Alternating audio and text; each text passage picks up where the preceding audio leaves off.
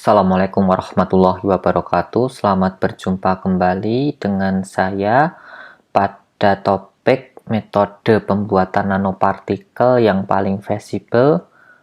Pada bagian ini kita akan melanjutkan diskusi kita, yakni terkait dengan anti-solvent precipitation pada pembuatan polimeric nanopartikel. Pada pertemuan kemarin sudah kita diskusikan secara singkat dan sederhana bagaimana implementasi atau proof of concept dari nanopartikel ini untuk meningkatkan bioavailability. Salah satu metode atau cara pembuatannya yakni dengan anti-solvent precipitation.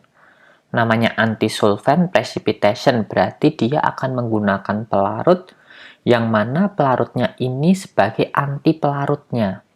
Kemudian akan menyebabkan proses presipitasi atau proses pengendapan. Kedua konsep ini nanti bisa kita terapkan dalam pembuatan polimeric nanopartikel. Intinya, kemarin juga sudah kita diskusikan bahwa obat dan polimer itu kita larutkan ke dalam pelarut organik. Kemudian obat itu kita tambahkan ke antisolvent yang sudah ada surfaktannya.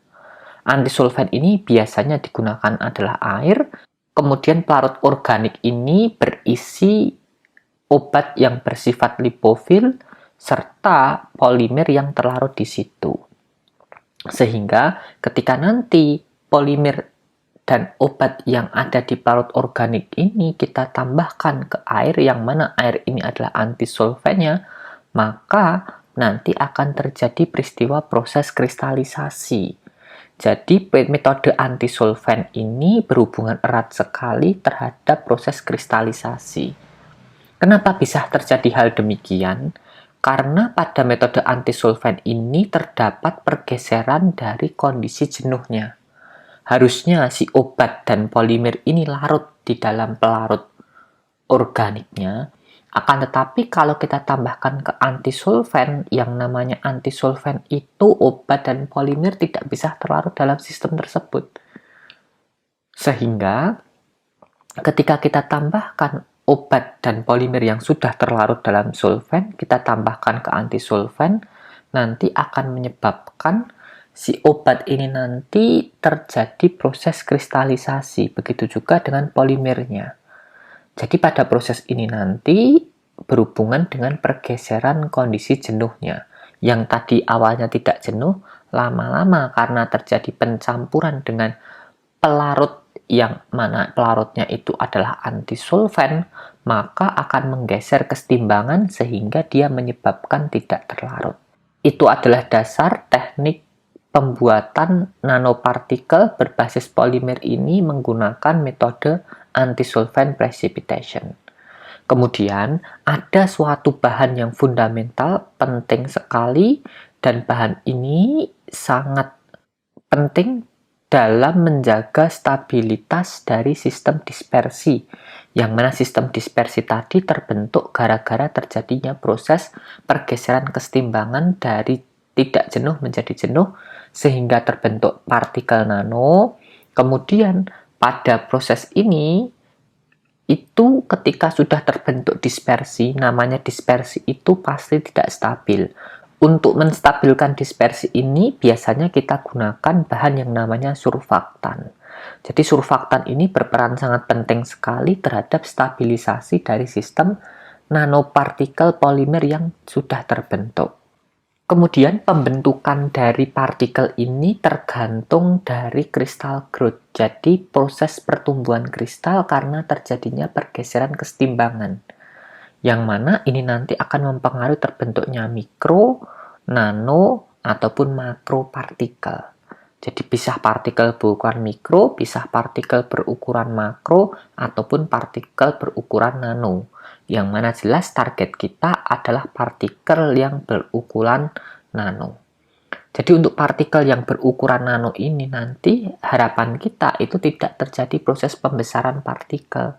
Yang mana sangat tergantung sekali dari jumlah solvent, obat, dan polimer yang dicampurkan ke dalam antisolvent.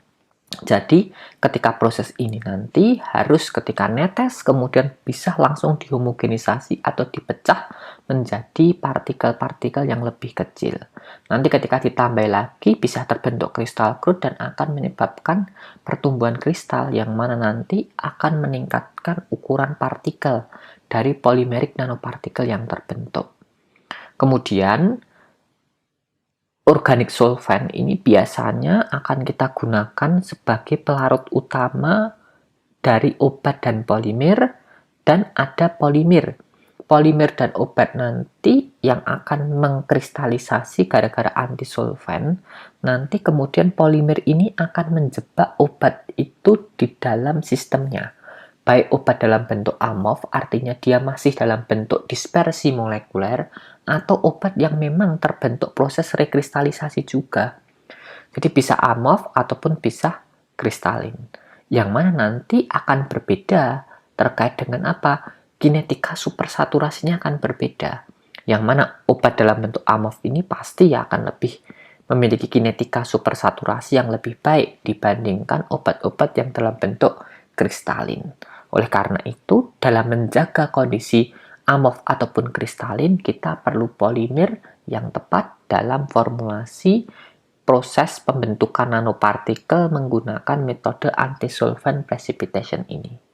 Kemudian kelarutan polimer, baik dari yang dengan pelarut organik dan di dalam air, itu nanti akan sangat menentukan proses kristalisasinya. Harapannya beberapa polimer ini biasanya bisa kita aplikasikan untuk kondisi khusus, misalkan untuk enkapsulasi kuting, atau kita bisa untuk proses enkapsulasi dengan kondisi tertentu, misal penghantaran terkendali, itu bisa kita modifikasi dengan bentuk nanopartikel ini. Jadi pemilihan polimer itu juga sangat penting sekali. Pada metode ini tidak akan saya bahas lebih panjang, kenapa? Karena ini sebenarnya sudah ada pada pembuatan nanokristal. Jadi mungkin sudah didiskusikan pada pembuatan nanokristal nanti dengan metode anti-solvent ini. Akan tetapi, untuk konsep ini hampir sama, yang mana obat dan polimer ini kita gabung jadi satu, kemudian kita tambahkan anti-solvent yang sudah ada surfaktan di situ. Kemudian nanti solventnya itu otomatis bisa kita uapkan, dengan kita stirring saja nanti sudah menguap terbentuk nanopartikel berbasis polimer. Jadi konsep sederhananya adalah obat dan polimer itu terjadi proses kristalisasi karena pergeseran kesetimbangan dari solvent ke anti-solvent. Kemudian untuk komponen formulanya jelas ada obat. Obat di sini biasanya bersifat lipofilik. Jadi untuk obat-obat yang bersifat hidrofilik memang metode ini tidak kurang sesuai ya. Jadi untuk obat-obat yang bersifat hidrofilik itu kurang sesuai ketika kita gunakan teknik anti-solvent precipitation. Kenapa? Karena obat yang bersifat hidrofilik itu larut di air, padahal kita gunakan solvent itu pelarut organik. Tapi kalau kita balik sistemnya nanti akan susah penghilangan dari pembawa si obatnya tadi. Jadi pelarut obatnya itu harus dihilangkan karena harus terbentuk proses presipitasi. Nah, pada proses ini obat yang sudah dicampur dengan polimer kita tambahkan ke pelarut. Artinya kalau obatnya lipofil, pelarutnya organik, itu nanti akan mudah dia terlarut. Oleh karena itu, pada proses pembuatan nanopartikel polimer berbasis anti-solvent precipitation ini, obat-obat yang bersifat lipofilik itu lebih cocok. Jadi, obat yang hidrofil bagaimana? Bisa atau tidak? Ya, kalau kita paksa bisa. Akan tetapi lebih cocok menggunakan teknik anti-solvent precipitation. Nanti untuk obat-obat hidrofilik bisa kita tangani dengan teknik yang lain, misalkan ion gelatinasi. Kemudian selain obat, itu ada polimer. Jadi polimer ini juga sangat penting sekali karena nanti akan membentuk suatu partikel dengan si obat, yang mana polimer dan obat tadi kita larutkan dalam pelarut organik. Ya, jadi obat dan polimer dalam satu kesatuan dulu. Ini nanti akan membentuk nanopartikel. Umumnya kalau seperti ini akan membentuk nanosphere. Jadi obat itu akan terdispersi homogen di dalam polimer nanti. Nah, pada tahap formulasi ini, pemilihan polimer sangat penting sekali terkait dari kelarutan dan fungsionalitas dari suatu polimer. Jadi misalkan polimer itu larut di air, nanti ketika proses antisolvent itu juga akan relatif problem. Kenapa? Karena polimer dengan kelautan air yang bagus tapi larut juga di laut organik, nanti yang terkristalisasi itu dominan si obatnya terlebih dahulu. Sehingga kemudian polimer terentrap di permukaannya. Akan tetapi kalau obat dan polimer ini memiliki karakteristik yang hampir mendekati terkait dengan halipofilitasnya, ketika kita masukkan ke antisolvent yang utamanya adalah air, maka akan terbentuk nanopartikel polimer yang lebih bagus dibandingkan obat-obat atau dibandingkan dengan polimer yang memiliki kelarutan di air yang bagus dan kelarutan di pelaut organik yang cukup. Oleh karena itu, penggunaan dan pemilihan polimer ini sangat penting sekali.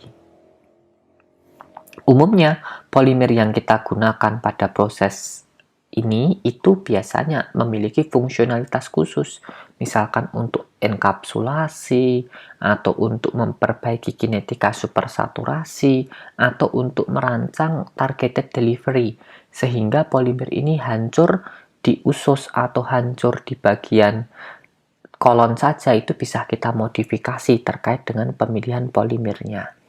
Kemudian surfaktan ini adalah komponen yang penting juga karena ini akan menjaga si partikel yang terbentuk itu dalam sistem dispersi nanomolekuler. Jadi ini akan menjaga sistem yang terbentuk itu masih terdispersi berbentuk nanosize. Jadi jangan sampai dia teragregasi menjadi partikel vlok-vlok yang lebih besar. Jadi proses flokulasi juga bisa terjadi ketika kita gunakan teknik ini. Oleh karena itu, surfaktan sebagai dispersing agent itu sangat penting dalam menjaga stabilitas dari sistem. Solvent ini persyaratan utamanya yakni harus bisa bercampur dengan antisolvent.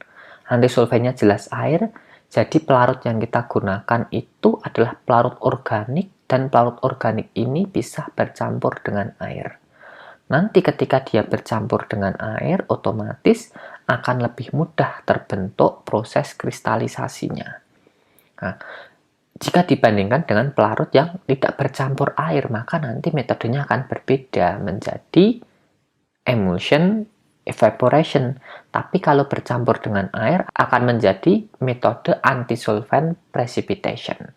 Jadi terdapat perbedaan antara kita gunakan pelarut organik yang non-soluble atau non-miscible atau kita sebut dengan immiscible dengan pelarut organik yang miscible.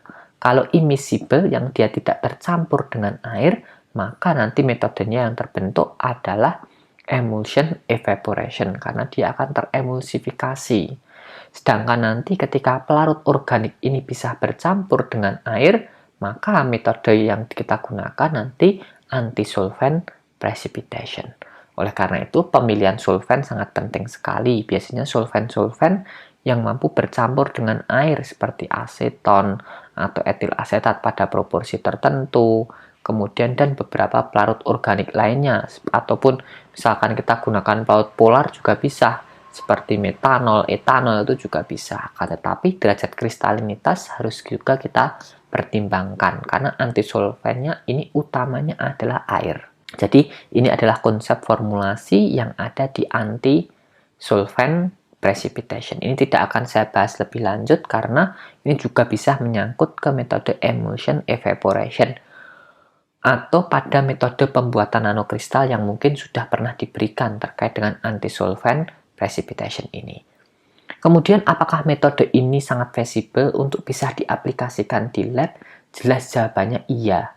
Karena kita tidak butuh suatu peralatan modern, yang kita butuhkan adalah knowledge atau basis dasar, yakni terkait dengan obat, kemudian pemilihan solvent, pemilihan polimer, dan surfaktan saja. Kita campur di situ, obat kita campur dengan polimer, kita larutkan dengan parut organik, kemudian nanti kita teteskan di antisolvent yang sudah ada surfaktannya, kita sambil stirrer.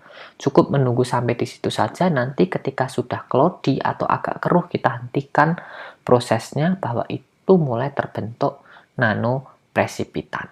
Nah, itu akan lebih visible sekali ketika kita lakukan di laboratorium. Kemudian ada beberapa faktor kritis yang bisa kita optimasi pada metode ini, yakni polimer dan obat terkait dengan kelarutan di dalam pembawanya. Jadi ini akan mempengaruhi drug loading-nya nanti. Kelarutan obat dan polimer terhadap apa? Terhadap sistem nanopartikel polimer yang terbentuk. Jangan sampai obatnya tinggi, polimernya rendah, atau sebaliknya, obatnya rendah, polimernya tinggi.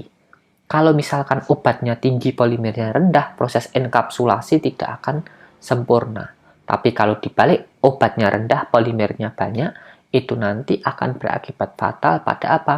Pada visibilitas dari carrier kita. Jangan sampai carrier kita ini terlalu bulky, karena tidak bisa mengakomodasi obat dengan loading yang tinggi. Itu adalah faktor pertama.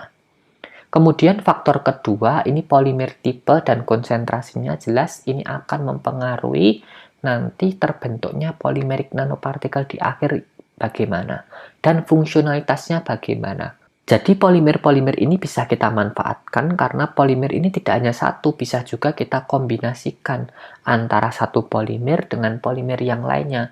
Karena satu polimer dengan polimer yang lainnya ini dapat berinteraksi, sehingga interaksinya ini bahkan interaksi yang sinergis, nantinya bisa meningkatkan kemampuan atau fungsionalitas dari polimer tersebut. Kemudian faktor selanjutnya yakni drug loading. Drug loading ini menggambarkan banyaknya obat yang dapat diludingkan ke dalam sistem. Artinya ketika carrier kita itu mampu membawa obat dengan jumlah yang banyak atau mengakomodasi obat dengan loading yang tinggi, maka semakin visible sistem yang kita gunakan. Akan tapi sebaliknya, kalau obat kita itu tidak bisa terloadkan dengan banyak pada suatu sistem, nanti kita akan butuhkan sistem itu dalam jumlah yang besar dalam mendesain suatu sediaan. Oleh karena itu tidak akan visible. Di scale up berapapun nilai ekonomiknya tidak akan mumpuni. Karena apa? Karena loadingnya sangat rendah. Jadi parameter loading ini sangat penting sekali untuk menentukan visibilitas dari suatu sistem yang kita kembangkan. Kemudian surfaktan concentration ini juga penting sekali karena surfaktan ini bertugas untuk menjaga stabilitas sistemnya. Jangan sampai nanti terbentuk crystal growth atau terjadi flokulasi atau agregasi dari nanopartikel. Nah, beberapa parameter ini perlu kita perhatikan dan yang paling utama dan paling terakhir yakni pemilihan solvent. Atau bisa juga kita gunakan kombinasi dari berbagai macam solvent. Jadi misalkan kita merancang suatu riset terkait dengan apa? Campuran beberapa solvent, yang mana campuran beberapa solvent ini bisa kita optimalkan untuk meningkatkan kelarutan dari polimer dan obat, yang mana rasio antara polimer dan obat nanti bisa lebih fleksibel, sehingga karakteristik akhir dari nanopartikel ini bisa kita adjust sesuai dengan keinginan kita. Jadi ini adalah suatu riset yang menarik sekali. Kita cuma kombinasikan beberapa solvent, misalkan aseton dengan etil asetat, atau aseton dengan etanol, atau aseton dengan metanol, atau apapun lah itu kita kombinasikan untuk meningkatkan kelarutan polimer dan obat. Sehingga rasio polimer dan obat dalam suatu sistem pelarut itu bisa kita adjust sesuai dengan kehendak kita. Jangan sampai pelarut yang kita gunakan itu memiliki keterbatasan dalam artian obatnya bisa tinggi, polimernya tidak bisa tinggi dan sebaliknya. Nah, itu keterbatasan tersebut yang akan membatasi karakteristik dari polymeric nanopartikel yang akan kita rancang. Oleh karena itu, beberapa aspek di sini perlu kita perhatikan dengan seksama agar apa? Agar sistem yang terbentuk nanti bisa dihasilkan polimer nanopartikel yang sesuai dengan target dari delivery yang kita harapkan. Demikian akhir diskusi kita pada topik pembuatan nanopartikel polimer menggunakan teknik anti-solvent precipitation.